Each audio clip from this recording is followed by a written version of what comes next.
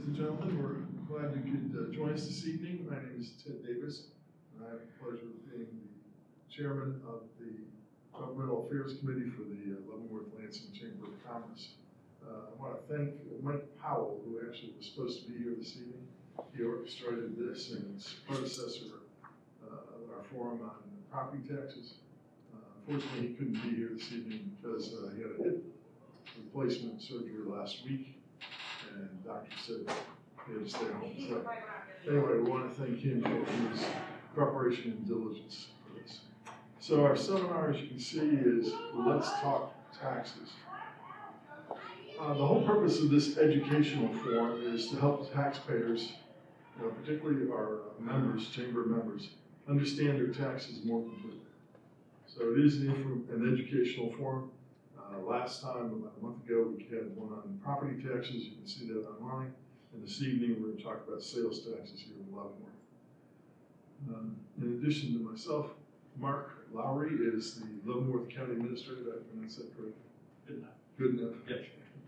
Roberta Beier is Finance Director for the City of Leavenworth.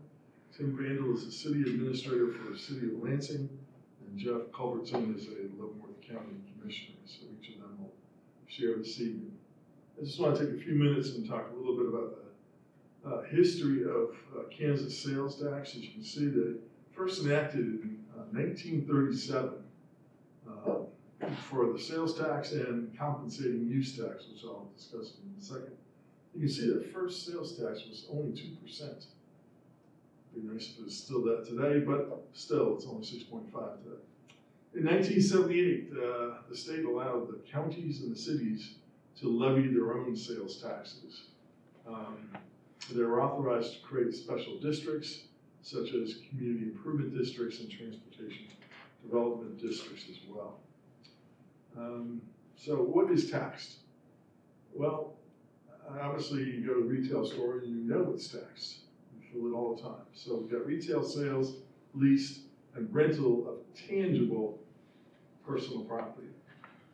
The second category is labor services. So you're going to be taxed for repair, service, alterations, or maintenance on tangible property.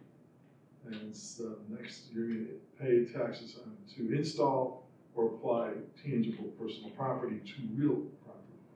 And finally, you'll pay sales tax for the admission into places providing amusement, entertainment, or recreational services. That's the sales tax. There's one other source that does affect us, and that's called compensating use tax. The compensating use tax we pay as taxpayers when we go buy something in another state and bring it back home here to Leavenworth.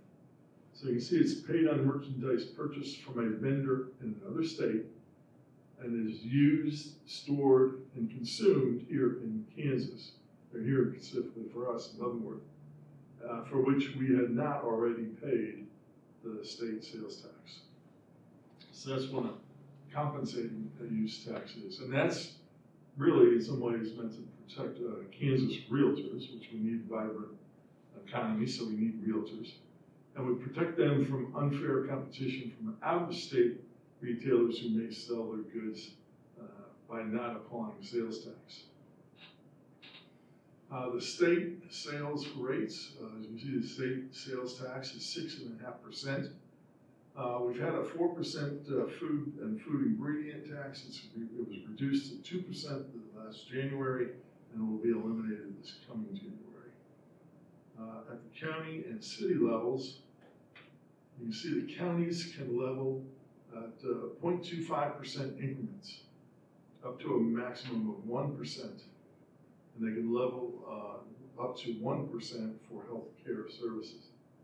The cities, Leavenworth, Lansing, and so forth, they can levy in 0.05% increments up to 3%.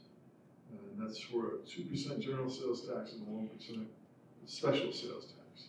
But note, in all cases, voters must approve local sales taxes. So is that with a brief background? I want to turn it over to Mark. Good evening. You touched on a couple of the items that I was going to discuss, so that helps everybody get out of here quicker. If that makes you happy, I don't know. But I did have a little bit of information on the county that I wanted to kind of go over first. At the county level, we do collect a 1% sales tax countywide. We use our sales tax primarily for road and bridge projects. At the very beginning of that sales tax, we did allow up to $10 million was given to economic development projects that went towards the industrial park at the end of Eisenhower and the industrial park down in Tonganoxie and some other improvements that were economic development related. And that was allowed for in the sales tax question, and so that was spent. The rest of it has gone specifically to road and bridge projects. At the county, we do not use it for general operating funds. It's specifically for special projects like that. Over the last 19 years in Leavenworth County, sales tax has increased at a rate of about 3.94%. Statewide, it's typically around 3%. That's what most entities budget for, is around a 3% gain. One thing that we saw during COVID and just a little bit post-COVID was really kind of a spike in our sales tax collections. There's a lot of theories on that, but I believe that a lot of people started shopping from home instead of driving to Johnson County. And so we got a sales tax recollected here in Leavenworth County. That made a big difference, and I'm not sure what each city saw, but I know we saw increases between 8 and 12%, 9% one year, so that was pretty significant. And then one of the areas that you were talking about, compensating use tax, that's where we saw probably our biggest increases. I'm sure the cities did the same. And from 2019, in 2019 we had an increase in 13.9% in compensating use tax, which is again taxes collected on things that are purchased outside the state.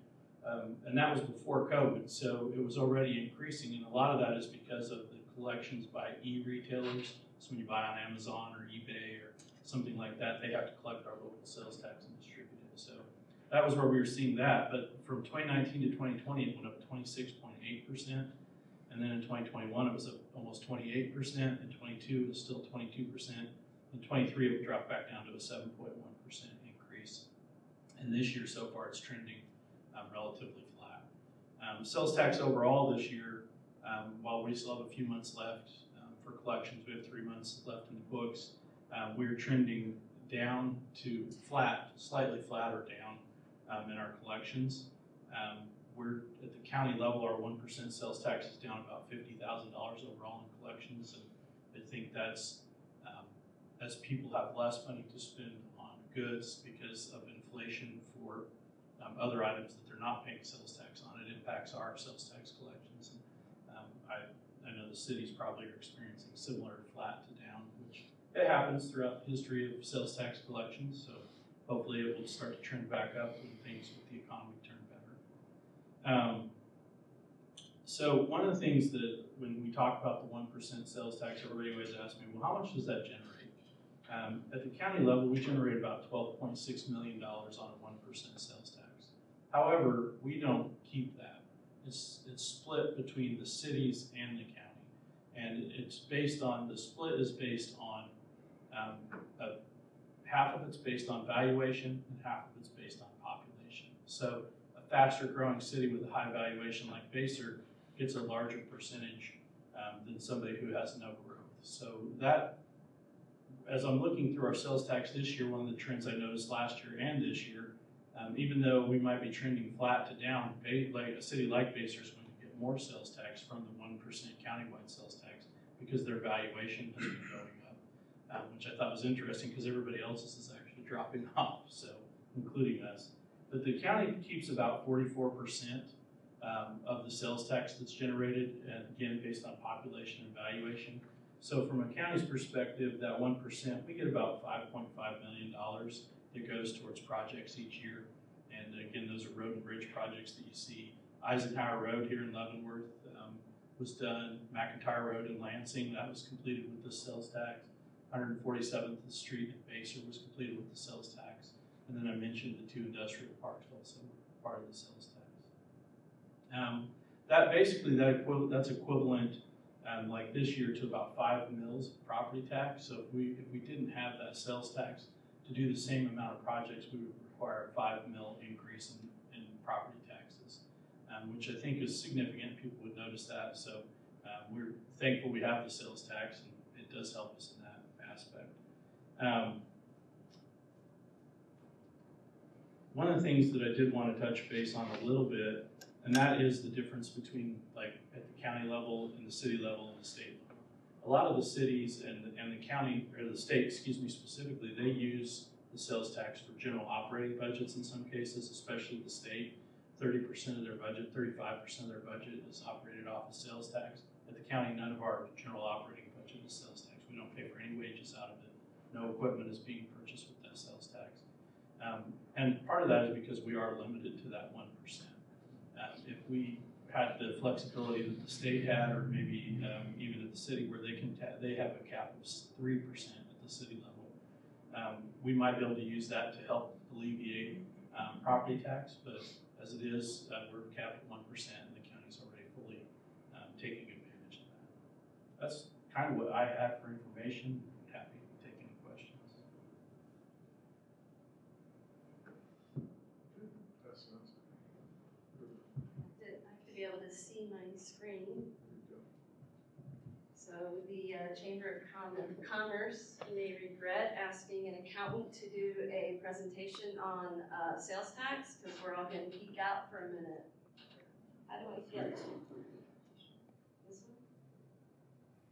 All right, so my name is Roberta Beier. I am the Finance Director for the City of Leavenworth, and we're going to talk about sales tax and how it impacts the city. After a brief introduction, we're going to talk about our sources and uses of sales tax, pros and cons of sales tax as a share of revenue, what worries us at the city, and after a brief conclusion, I'll be happy to take any questions you have. So we need to remember that all cities are different with a unique makeup, and this presentation is just specific to the city. And it's centered on sales. While it's centered on sales tax, I am going to talk about some other revenue sources. But the trends, pros and cons, threats, etc. are specific to sales tax. And this presentation doesn't reflect any of our policies. It's just discussion about the day-to-day management and forecasting and budgeting with the city. So my fellow presenters talked about the fact that the state has a 6.5% tax rate, the county has a 1% tax rate, and the city's is 2%. Which is 9.5%. But I often hear about why do I get charged 11% at the register at some stores. That's because the city has several community improvement districts, or CIDs. These districts are established to promote development and revitalization within the city. And within the city CID's boundaries, sales tax is collected and remitted to the developer to offset the development costs. These agreements terminate after about 20 years or after all eligible development costs have been reimbursed, whichever comes first. So the city has 6 community improvement districts, and you can see the first 3 columns of numbers all stay the same, right? State, county, city rates. The 4th column of numbers is the rate that is charged in addition to that base rate of 9.5%. So you get a varying tax rate based off of what community improvement district you may be in. It's important to remember these districts are quite small. Most of the businesses in the city of Leavenworth charge the 9.5% tax. So you did already hear about use tax, so I'm not going to define that, but I am going to say that the city collects city sales tax, which is our 2%. We get the compensating use tax, the county-wide sales tax, and the county-wide compensating use tax. So state statute, as was mentioned previously, determines the ratio that is calculated to distribute the countywide sales tax, and I was asked to provide some information on that for you. First of all, I don't know if everybody realizes this, but when you go to a business and you buy something and the business collects sales tax, They don't send it to the city or the county, they send it to the state, and then the state distributes it to the cities and county as appropriate. So the state is the one that determines this ratio, and it has the two components, which is the municipality population divided by the total county population. We're calling that percent population. And then the property taxes levied within the municipality divided by the total property taxes in the county, percent levied taxes. So the formula ends up being the percent population divided by 2, and plus the levied taxes divided by 2 gets us the ratio that gets multiplied by the total county sales tax collected. So this table explains it in detail. So we're going to geek out just a little here, right? So this is for the first half of 2023, and the reason I'm talking about half a year is because the state calculates this ratio as of February 1st and August 1st of every year. So we're talking about the first half of 2023. The first thing the state does is it says, what is the city's population compared to the total population? And for the city of Leavenworth, it was 45%. What does the city levy compared to the total county levy? And we levy 15%. Both of these numbers are divided by 2 and added together, so our ratio was 30%. So every dollar of county sales tax or use tax that was collected, the city got 30 cents. Multiplied by the $6 million that was collected for that half a year, the city collected $6 million in county sales and use tax we collected the 1.8 million. Total 6 million was collected times the 30%. So the city got 1.8 million, almost 1.9 million in sales and use tax for the first half of 2023. All right, so we're collecting all this tax, and where does it go? It's not as easy as the county, which uses it all for streets and projects, right? The city does use sales tax to support the general fund and other expenses, and so it's really helpful to understand fund accounting a little bit. Fund accounting is a method that's used to keep revenue and expenses for specific purposes separate from other revenues and expenses for specific purposes.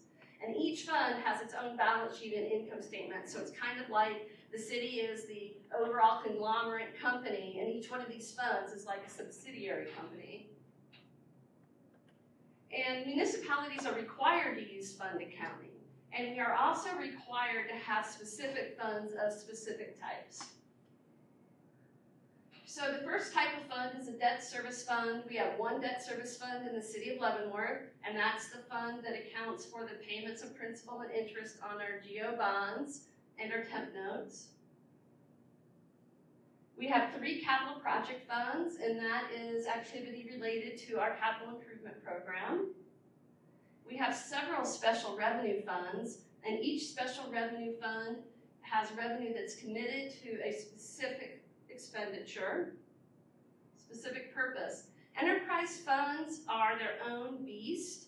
What's unique about enterprise funds in a municipality is they charge a fee that completely covers the cost of service. And it's almost always a utility. And in the case of the city of Leavenworth, we're talking about the sewer fund, the refuse fund, and the stormwater capital project fund. We do have 3 fiduciary funds. They are very small, but fiduciary funds act in a trustee capacity for individuals and other governmental units. In the city of Leavenworth, we have 3 types of fiduciary funds. We have the police and fire pension fund, and then we have the 2 library funds. Finally is the general fund. The general fund is a catch-all. The general fund is everything that doesn't fall into one of these other funds. That is the definition of a general fund. It is by far the biggest fund in the city of Leavenworth, and it is almost always the biggest fund of any municipality.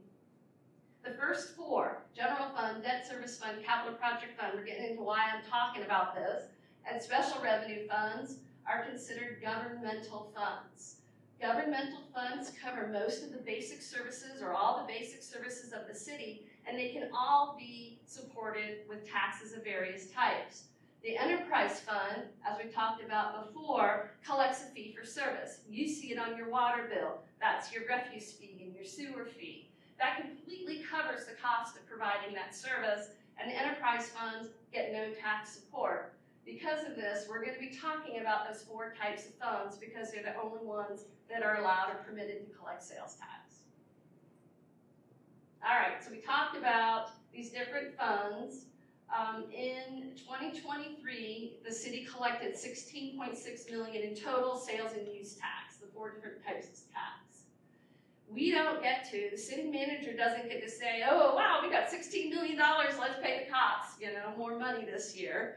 The city ordinance, the city commission tells us how where we're allowed to put that money. So it's dictated by city ordinance where this money goes. In 2023, 62% went to the general fund, 17% went to capital projects funds, 1.7 million of the sales tax went to the recreation fund, 7% of it went to the debt service fund, and 3% to the economic development fund. So that money all gets spent somewhere, to something specific.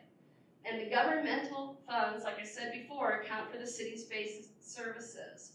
Our total revenue in these governmental funds was $34 million in 2023. 43% of that went to public safety. So by far, the biggest piece of the pie pays for your police and fire.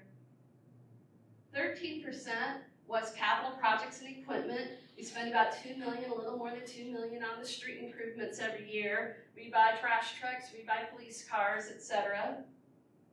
Debt service, that accounted for 10% of our expenses in our governmental funds. That's our payments on our GO bonds.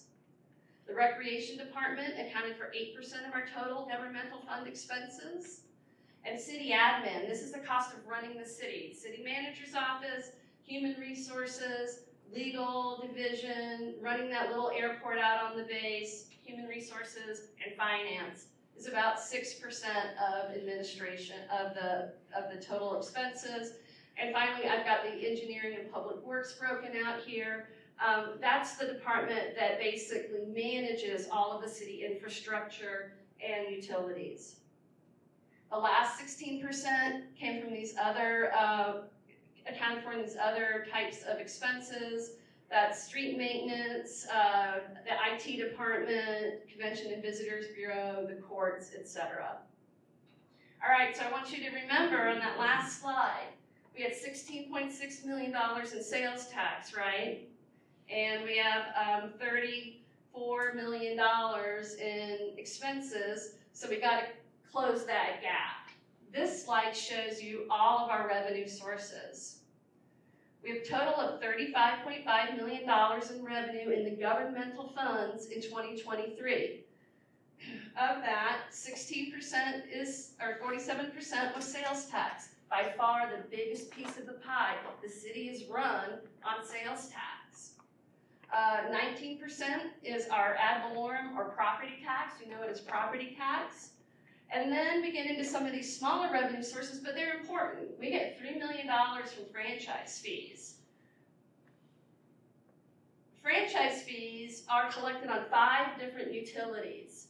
The vast majority of them are collected on electricity and gas. It's important to remember that this is a volatile revenue source. If we have a really cold winter and a really hot summer, we collect a lot on gas and a lot on electricity. But if we have mild weather, those franchise fees go down. So the city can't really say, oh, it's going to go up 3% a year based off inflation. It has nothing to do with inflation and everything to do with the weather.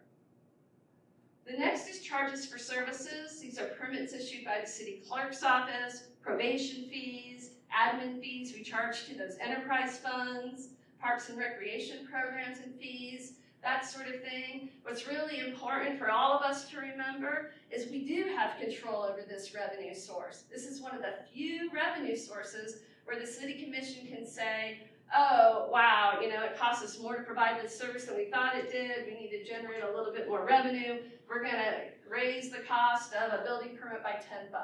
The city commission has complete authority either increase or lower these fees.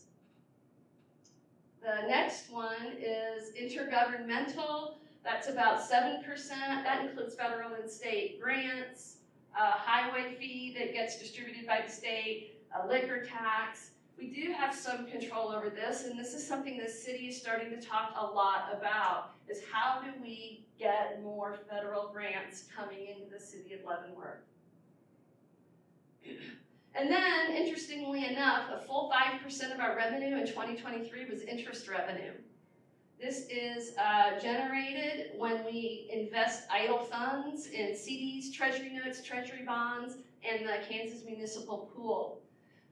In 2024, we're also going to have probably about $1.7 million in interest revenue, but that's going to be going down, and it was much lower in previous years, but the interest rates have been so high, we've really taken advantage and invested our idle funds aggressively in order to capitalize on these higher interest rates. The remaining 6% are these 4 other types of revenue, and I'm just going to call out licenses and permits because that's another revenue source that the city commission has control over and can change what we charge.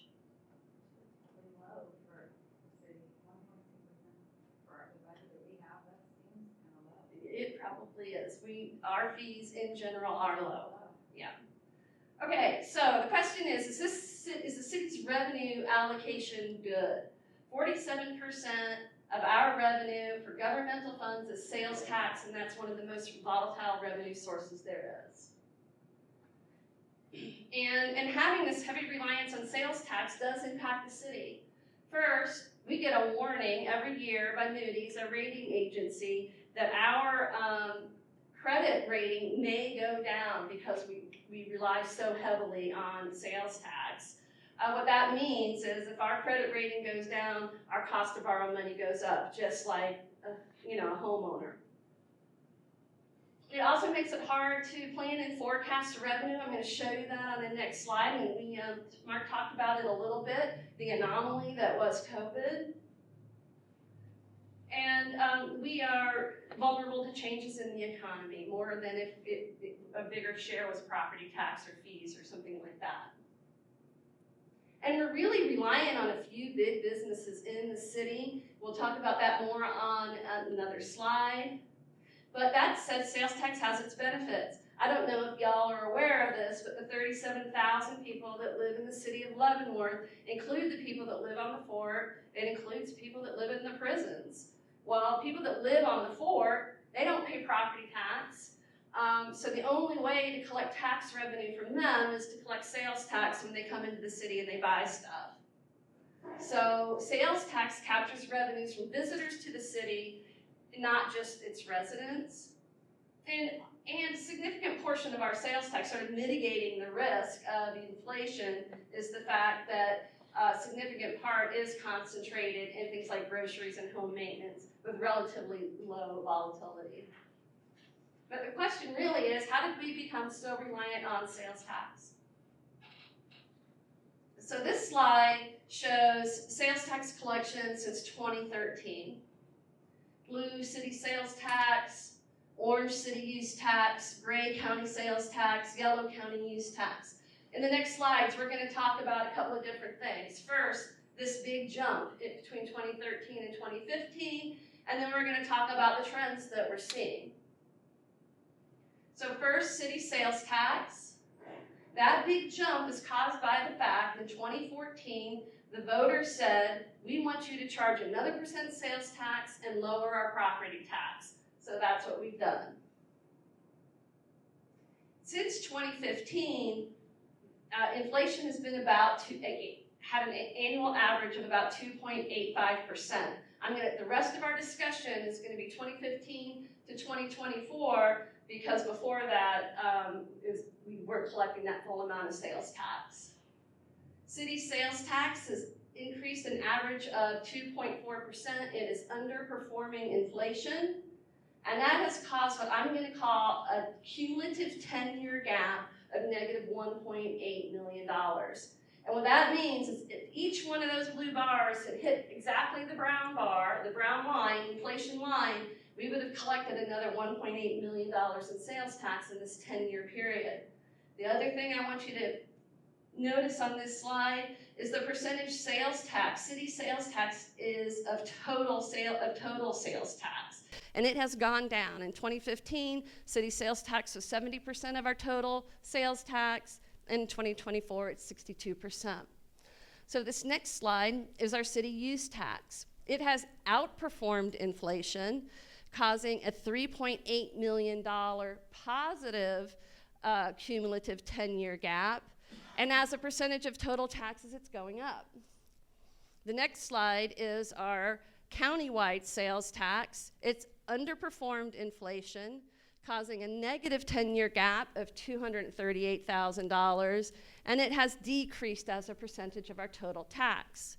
Finally, we have the county use tax, which is outperforming inflation, causing a $238,000 positive gap, and it is going up as a proportion of total sales tax. And what I kind of want to take away from this is our own personal habits are reflected in these slides. I mean, data is so much fun, right? We're spending a lot more time shopping at home, buying things from Amazon. We're not going to our brick and mortar stores, right? So the sales tax that we're collecting from our brick and mortar stores is going down, and the sales tax we're collecting from the rest of the world is going up. All right, we're going to put all these things together. I just stacked up those columns. I just thought this was pretty fun because if you look at that inflation line and look at 2024 projected tax, man, they hit each other. Wow, I thought that was kind of cool. It was a coincidence, I don't know. But if you look at these 10 years and you do the average increase, total sales tax went up an average of 3.48%, creating a cumulative 10-year gap of $4 million. But you got to check this out. All of it was collected in the 4 years during COVID and immediately after COVID. That was an anomaly. I'm going to confess, I started working for the city in 2021. I didn't know that was an anomaly, and I'm here in 2022 trying to budget for 2023, and I'm looking at that trend and going, wow, this is fun. You know, things are looking good. Anyway, that was an anomaly. What we're seeing in 2024 is a decline in the combined sales and use tax of 2.3%, bringing it more in line with the historically average increases. So I added this trend line because I wanted you to see if we drew a trend line from 2016, 2024 is still above that trend line, right? That leads me to believe we might see a further decrease in 2025. I'm adding another trend line.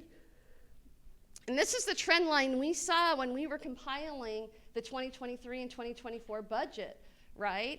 We, the city of Leavenworth, city of Lawrence, most of the municipalities in the state of Kansas over budgeted sales tax because they were looking at this trend, right? So you can see if we hit that line, how much we budgeted for sales tax, and then you can see what we actually collected. And this is where the volatility in the collection of sales tax impacts our ability to budget. Isn't it fascinating? I know, I love it. Numbers are so much fun. Okay, I told you we were going to talk about other sources of revenue. I threw in one slide that included property tax. So our CPI line, our inflation line moved down just so it matched where we started with property tax. It's still 2.85%. And the dashed green line is the ad valorem tax that we collected since 2015. And it went up 2.79%, just barely underperforming inflation. And now we're really going to geek out here. I want to take a second and explain something to y'all because this gets forgotten. The increases in ad valorem tax include increases due to growth. So when we get a new subdivision going in and 30 houses go in, a new business gets built, somebody does a huge renovation on their business, we take agricultural property and we turn it into residential property. All those things increase the assessed values of property within the city limits, right? But they don't impact those structures that existed in 2015. So if I take those improvements out of the equation, and I'm just looking at how property tax changed on properties that existed in 2015, then ad valorem tax actually increased by an average percentage of less than 1.5%, causing a 10-year negative gap of $3.5 million. If you'll remember, my positive gap on sales tax was 4.1 minus 3.5. I'm at about $600,000 positive for 10 years, and at numbers this big, we're talking it's been flat, right? No growth. I wished I'd put a couple more things on this slide, but I do think it's interesting to point out that in 2013, ad valorem tax, property tax was 137% of sales tax. And in 2023, property tax was only 41% of sales tax. The numbers I wished I'd thrown in here was if you could see it visually. In 2015, property tax was about a third of total sales tax collected. And then in 2024, we're at about 25%, right? So the goal, when we added that 1% of sales tax, was to reduce property tax. We did that, and in theory, we would have stayed at that same percent, right? Property tax would still be about 50% of sales tax. It would have grown along with inflation and everything else, and it really hasn't. And that's one of the things that's impacting the city's ability to improve at this stage of the game. All right, so yeah, what keeps me up at night? Usually it's my husband watching TV, but you know, that's another matter. That's a personal problem. Okay, so there are things that impact sales tax that we have no control over. As was discussed earlier, a couple of years ago, the state said we're not going to collect money on sales tax on groceries anymore and started eliminating it. It's currently 2%. There was conversation about making cities eliminate their sales tax on food too. If that happened, the city would lose about $2.4 million a year in sales tax. If we had to replace that revenue with property tax, that would be an increase in 7.47 mills. And just so you know, this year we didn't increase the mills at all. Last year we reduced the mills. Hello. The next thing of real concern is what happens if we lose one of our big taxpayers. On the face of it, you feel pretty diversified. We collected $10 million in sales tax from 2,900 taxpayers, and that feels pretty safe until you think about the fact that the top 10 taxpayers in the city of Leavenworth paid 58% of that $10 million. We had 40 taxpayers pay more than $1,000, and well over half paid under $100 in sales tax in 2023.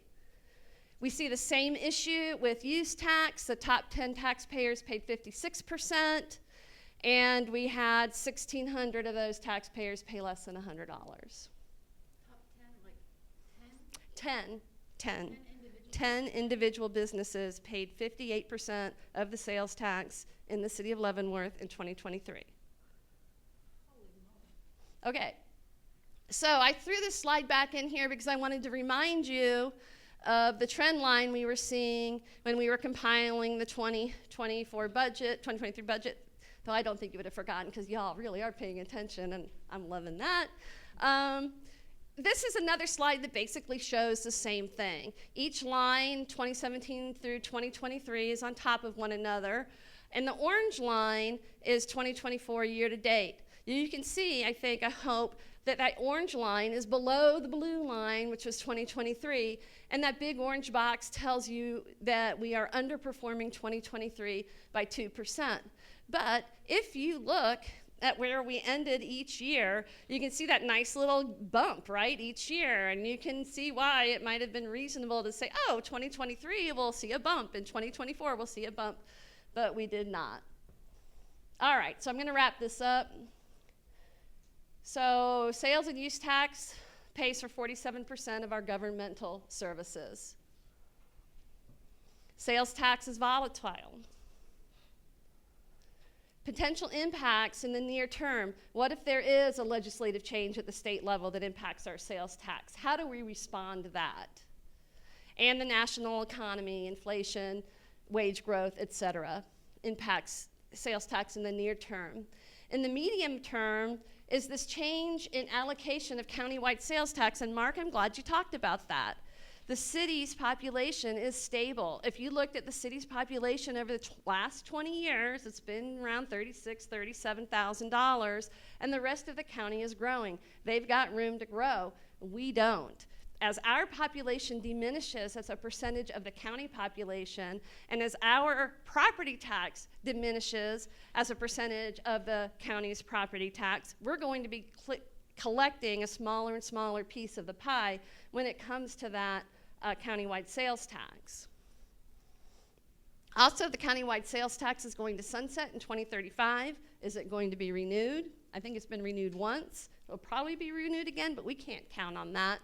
And we saw in that one slide, what if one of those 10 businesses decides to relocate to Baser? Or what if Tongi gets a Home Depot, right? And we still have our Home Depot, but a bunch of the shoppers in that part of the county are shopping there instead of here in Leavenworth. It would make a significant difference. So what that leads us to is city leadership, the city manager and the city commission and the finance director. We really have to weigh the rewards associated with a heavy reliance on sales tax, and the major reward is low property taxes against the risks that I've listed above. And that ends my presentation. Thank you. Question. Mm-hmm. You had the figure for CPI was 2.85. Mm-hmm. Is that an average over Yes. X number of years? Yeah, the 10-year average. 10-year average. Right. So that averaged in this spike we had. Yes. Yes, it did. Any other questions? Yes. The formula on the sales tax split. The countywide sales tax split. Why does it include valuation? I don't know. I did not. I don't work for the state. Mark, do you know? It's a state calculation. They could have just done straight population, but there are some communities who have a lot of population but not a lot of valuation. Like, I could throw some out, but so I don't know why they came up with it. That's been the way they split it. If we go back to that slide, there is a really, I didn't want to geek out too much on y'all, but there is a really interesting statistic. There's a lot, sorry about all this. Yeah, I had to have too much fun with my animation, but I think it makes it easier to follow when I'm getting there, maybe. Anyway, on that slide, I'm going to get there eventually. It shows that the city's population is 45% of the county's population, and the city's assessed values are 15%, right? So the fact that they use the, I'm never going to get there. All right, there you see it. So in the yellow, you see Leavenworth City, right? So our population's 45% of the entire county, but our assessed valuations is only 15%. So the fact that it is in there, and that's an interesting factoid, right? That we would have such a large percentage of the population, the reason for that primarily is because we made this decision in 2014 to reduce our property tax and increase our sales tax. But that impacted, if we'd left that higher, that impacted how much we collect, right, in the county sales tax. And we forget that sometimes. That's a double whammy. Anybody else have any questions? Okay, I'm going to give up the floor. Do you have slides too? Yeah, here, let me get to it. Okay.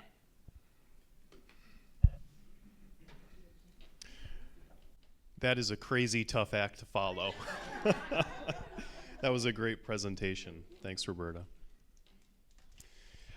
So my name is Tim Vandall. I'm the city administrator for the city of Lansing. And it is kind of fascinating. You know, Roberta is the finance director, so she looks at this on a very granular level.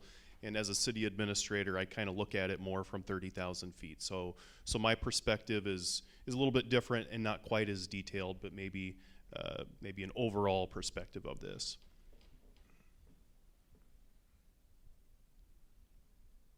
Oh, are we going here? Not working? There we go. Okay. So I just want to reiterate this because I think a lot of times when people are paying sales tax, especially on larger scale items, they will see 9.4% and they will get kind of torqued off. And the thing that we always want to reiterate to folks is 6.5% of that goes to the state of Kansas. It's not like Lansing or Leavenworth or whoever is sitting on 9.4, 9.5% of sales tax. The vast majority of that goes to the state. 1% of that, like we spoke about, goes to Leavenworth County, and Lansing's rate is 1.9%. And again, this is where it is fascinating because our sales tax is structured a little bit differently from Leavenworth's. So the 1% of our sales tax goes to our general fund. Kind of like Roberta said, that's the catch-all. That's helping fund things like police, streets, administration of the city, insurance, things like that.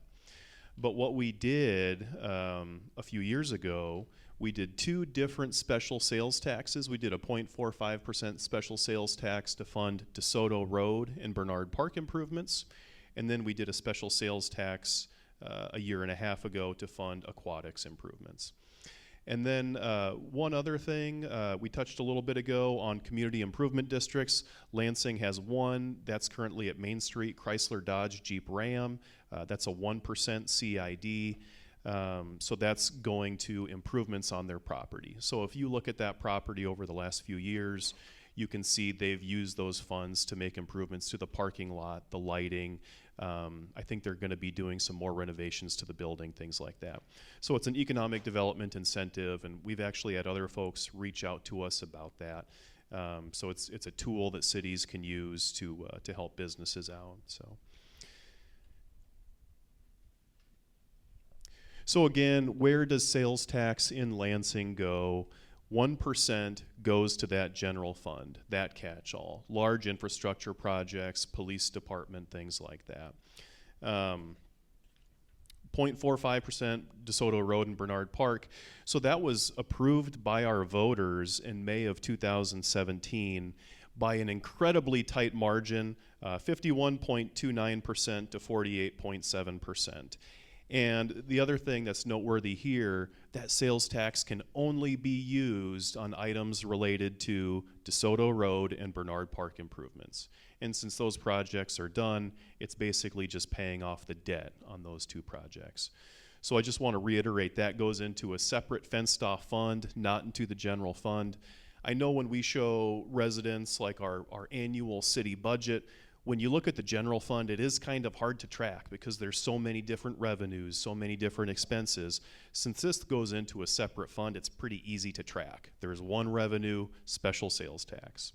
And then another thing that makes that unique is it was a 20-year sales tax, so that sunsets in 2037. And then, I'm sure a lot of people have heard, I think there was a groundswell of city enthusiasm for aquatics. Pools are not cheap, and the city council was pretty adamant about not wanting to utilize any type of property taxes for an aquatic center or anything like that. So we spoke a lot about doing a special sales tax to fund the aquatic center. And I think the city council's mindset was if the residents are passionate about this and want to pay for a pool, we will let them vote on it. And you guys can see the vote was in November of 2022, and it passed by 23 votes. So don't ever let anyone say your vote doesn't matter. The Lansing pool passed by 23 votes, so it was incredibly tight. Again, just like the last one, that can only be used on aquatics-related items or things on that property. So if there was park benches or a gazebo right outside of the pool, I think that would be okay. So again, though, 20-year it sunsets in 20 years and goes into a separate fund. So it's easier to track than some of our other funds are.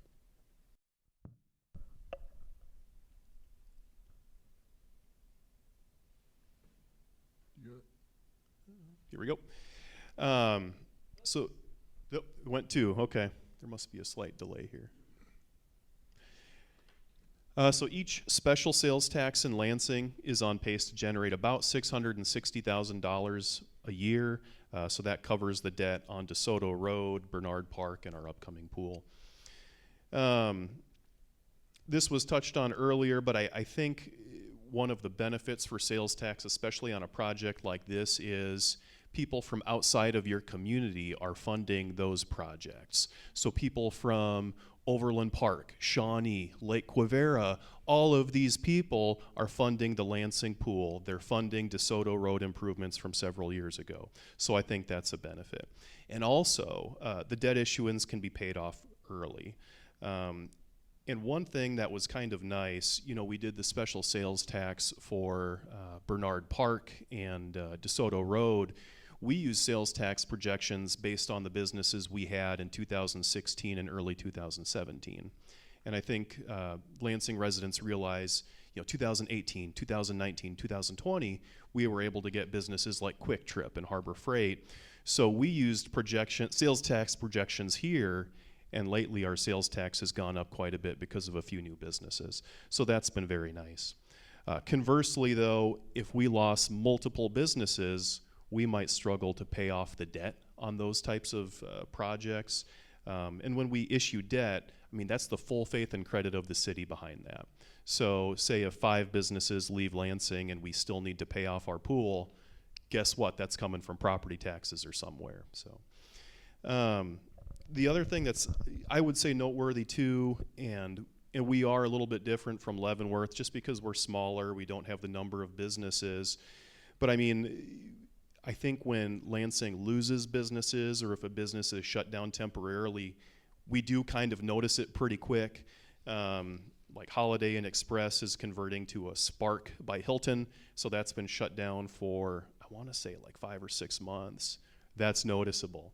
When we look at our transient guest tax, that is noticeable when a business of that scale is shut down.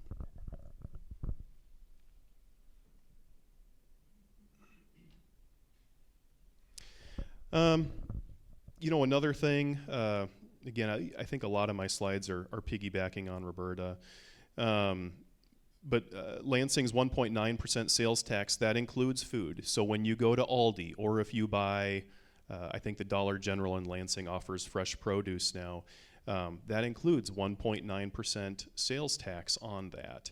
And I think there was some rumblings at the state level about removing that, because the state is kind of on that gliding path down to no sales tax for food, which is a great idea. If cities lost that, in Lansing, I'm not sure the impact would be quite as much because we don't have the Walmarts and Dillons and Price Choppers. But I mean, with Aldi and a little bit of Dollar General and a couple of other places, I think it would create a $1.5 to $2 million shortfall in our budget if the state did that. If the state said, hey, your 1.9% sales tax cannot be charged at Aldi at all. So I think that's something for us to keep in mind. Also, we were talking about how we use sales tax projections when we issued the debt for Bernard Park, our pool, and DeSoto Road. That included that food sales tax on Aldi. So if all of a sudden we weren't able to utilize the sales tax from Aldi anymore, that impacts how we pay off that debt.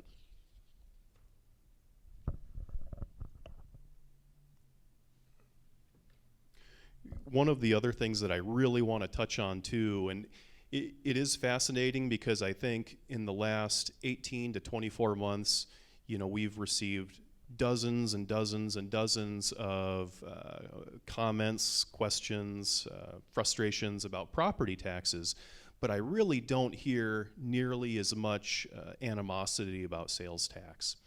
But the thing that I would remind folks is The more sales tax that is generated, the easier it is to lower your property taxes and stabilize your property taxes. I think sometimes people think when the cities are doing their budgets, we just type in the mill levy, 32 mills or whatever the mill levy is, and actually that would be incredibly backwards if we did that. What we do, we enter in all of the revenues that a city has, we enter in all of the expenses the city has, and then it kind of creates this gap of how much money you need to fund your government, to fund all of your services. And then that is what the mill levy is based off of. So the mill levy is kind of the last thing that's generated when you're inputting your figures into your state budget form. So if you have a lot more sales tax coming in, that gap is a lot less.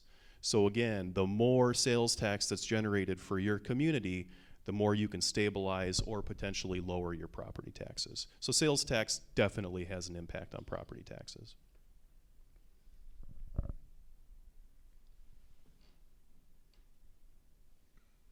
So every city is quite a bit different. Lansing is a lot more reliant on property taxes because we don't have the same number of businesses or as large of businesses as our neighbors to the north.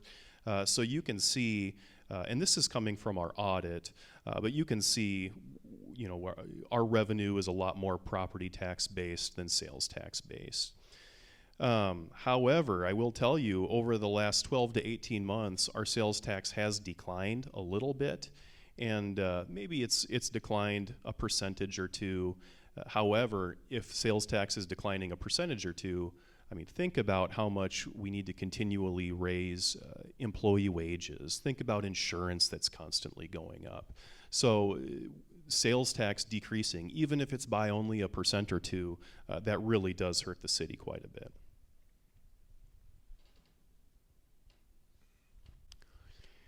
That's you know, the main side of my presentation. Like I said, I really appreciate the chamber doing this event so we can talk about sales taxes in our communities. But with that, I don't know if anyone has any questions for me. If there's no questions, Jeff, if you wrap us up, please. Good evening, and thank you for having me tonight. I don't have any slides. I didn't make the deadline for the slides, but that's okay.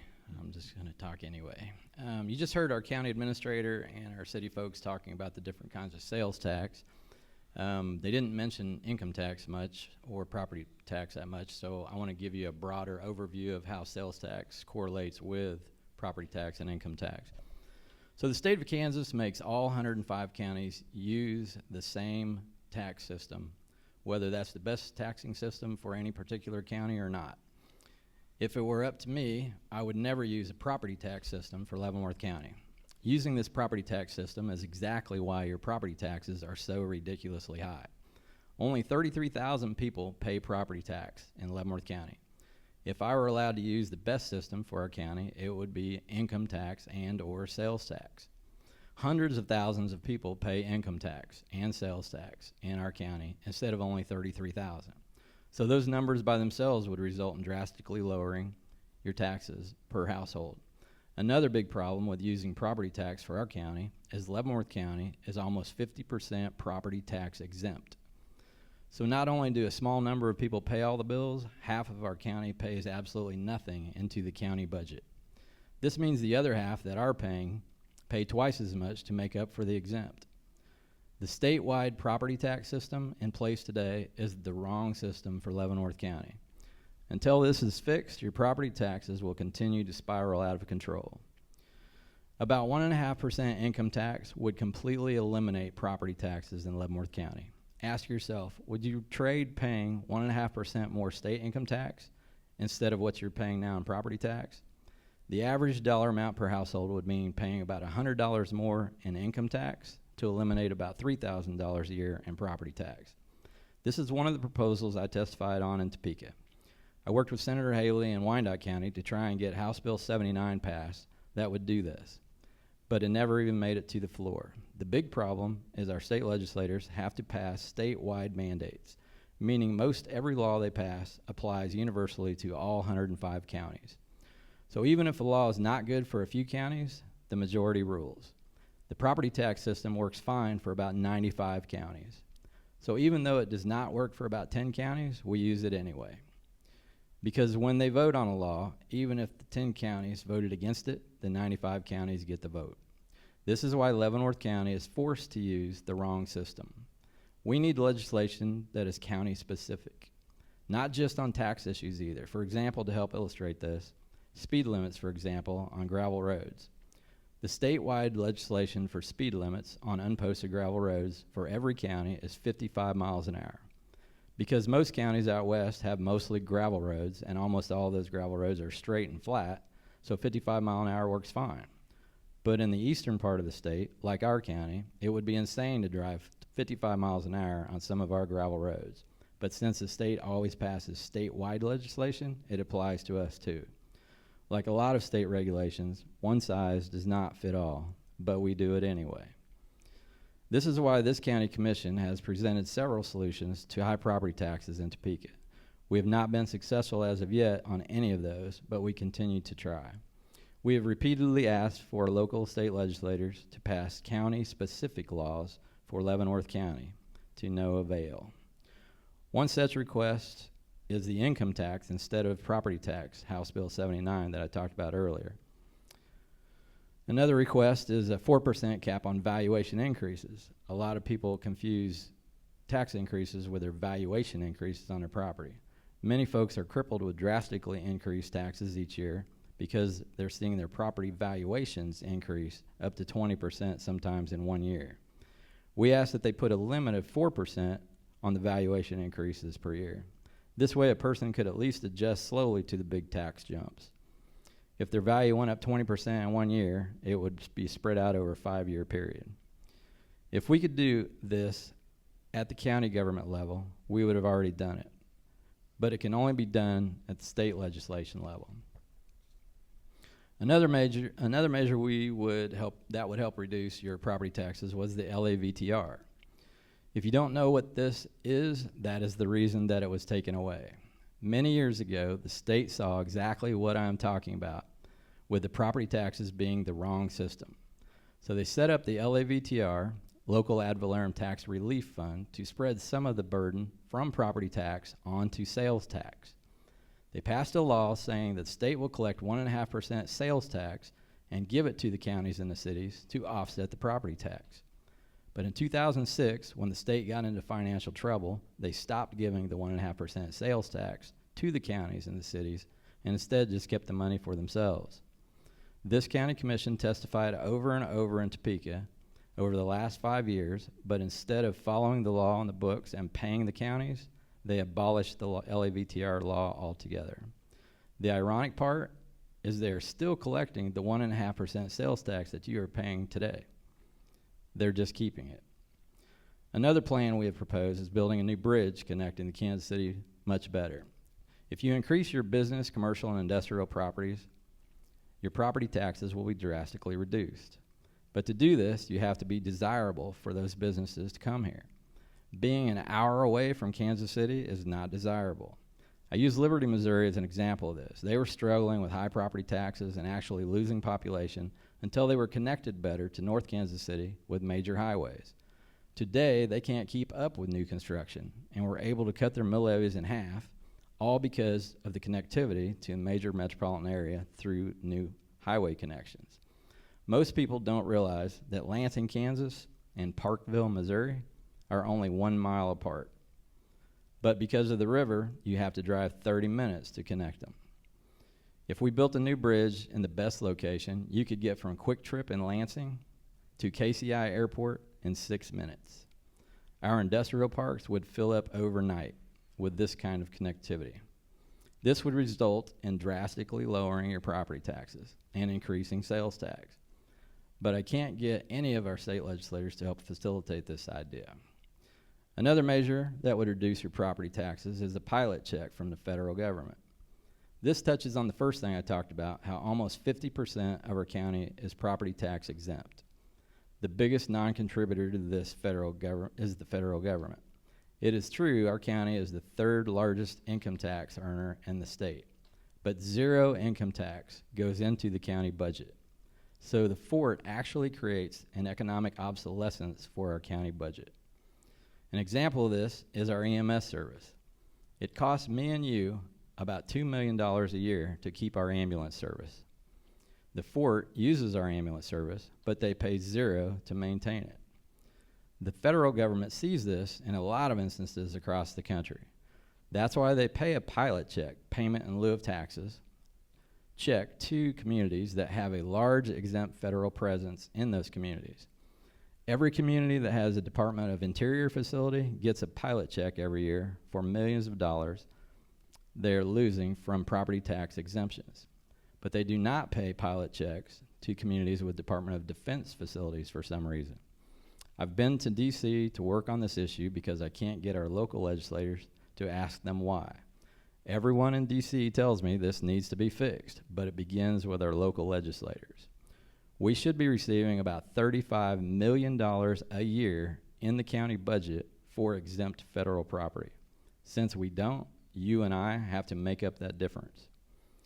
I believe the county budget, derived almost completely from property taxes, is about $30 million a year short of what it should be to adequately and responsibly cover all the needed assets and services to our local county taxpayers.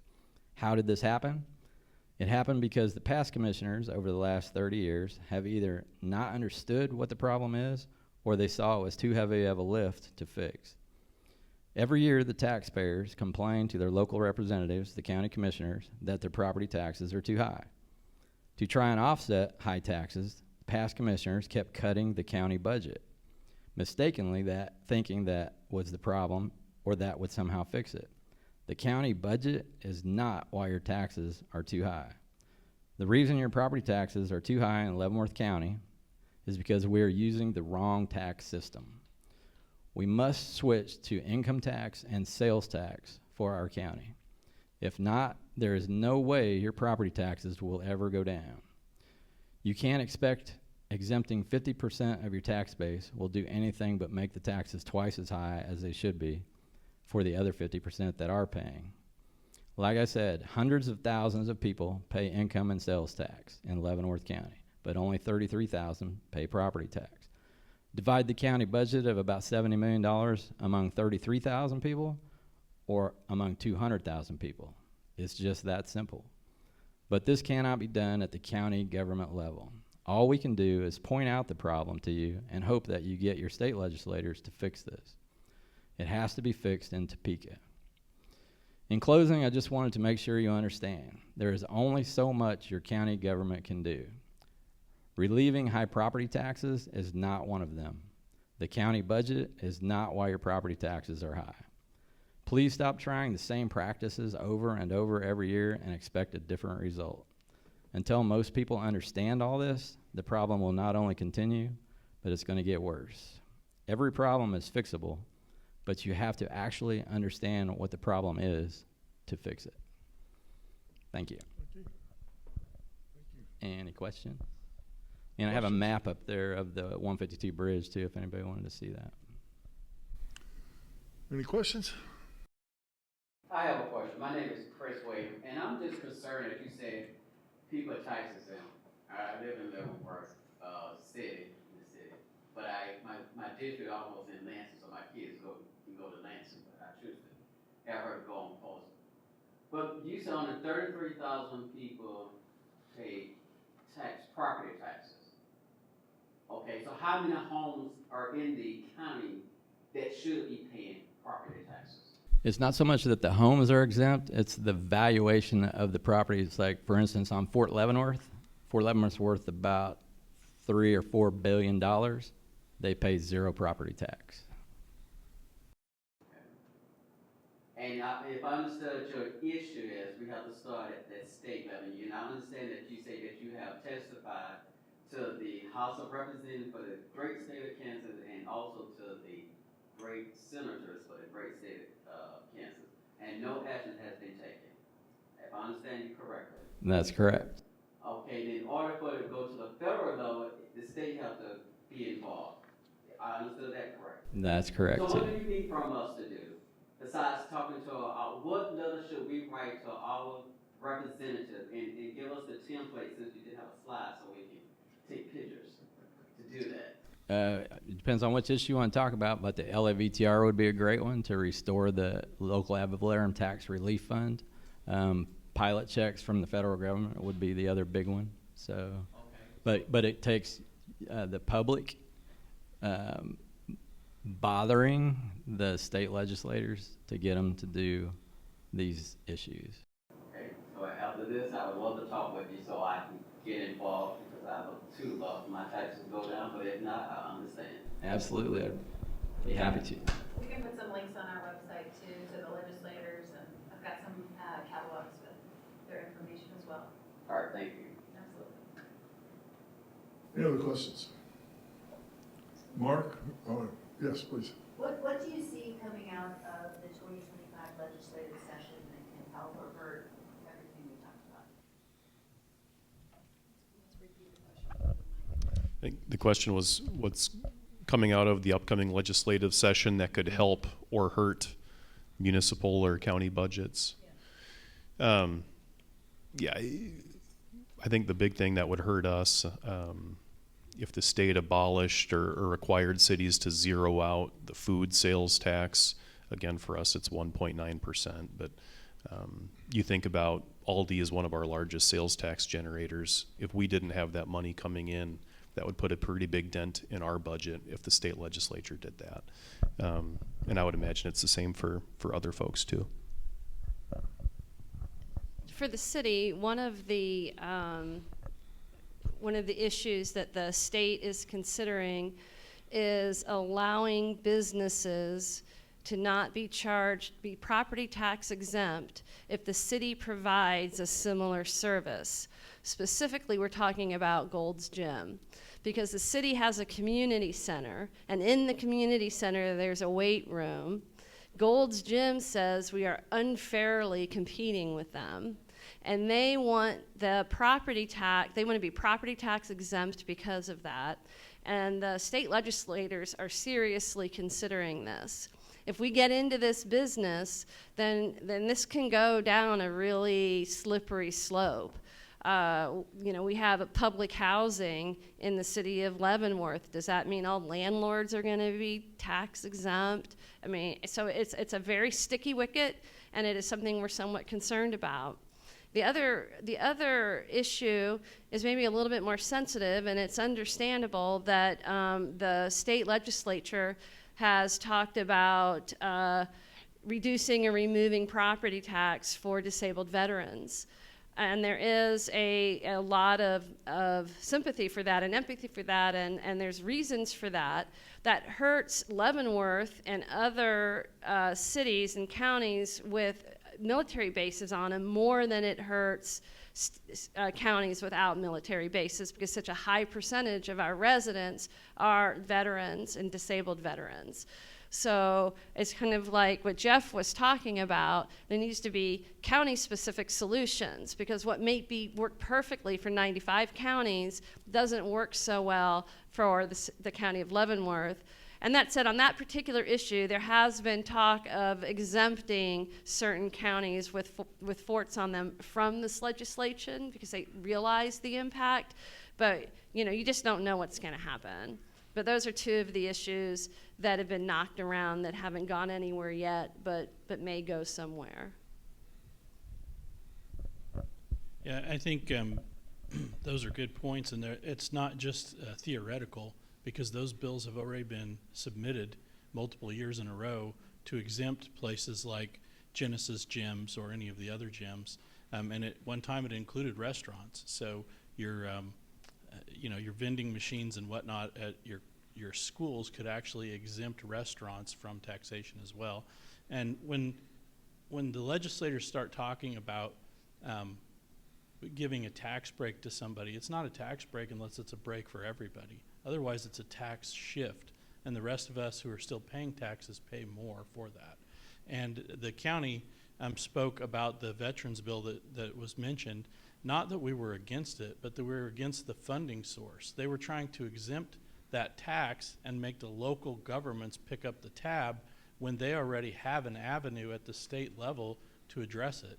They already have for disabled folks, they already have a bill in place that allows that, including veterans, and they could have simply changed that bill slightly and used that source of funding at the state level. And by the way, the state's sitting on close to $6 billion in excess revenue. That none of the cities here in the county, we don't have that kind of excess revenue sitting around, but the state does. So we simply ask that they fund it. It's their bill. They want to do it. We support it. We just supported them funding it instead of us because, as you've heard here, we rely on property taxes very heavily. The county more so than any of the cities. And that's the only thing we have. So if you take that money from us, it just increases your neighbor's taxes. That's why we spoke against it. That was the only reason. And to what Jeff was saying about options, interestingly enough, the state doesn't use property tax at all for their general operations. They levy 1.5 mills, that's it, statewide, and it goes to capital projects for schools and other municipal or other state buildings. 1.5 mills, only that's about $66 million in their multi-billion-dollar budget, somewhere around $6 billion. So they rely 60% of their revenue is on income tax. 39.5% is sales tax, and 0.5% is other taxes and fees. What we would like is just to have that similar opportunity at the county and city levels, that they could choose which way they want to fund so that we could help alleviate property tax. But the state legislators won't even discuss it. Anything else? Well, if there's no other questions, Mark, Roberta, Tim, and Jeff, thank you. Thank you so much. This has been incredibly informative. We will have it recorded and posted on our YouTube channel and Facebook both. Yep. Good. So thank you very much for coming, and please don't hesitate to get with our panelists one-on-one. Good evening.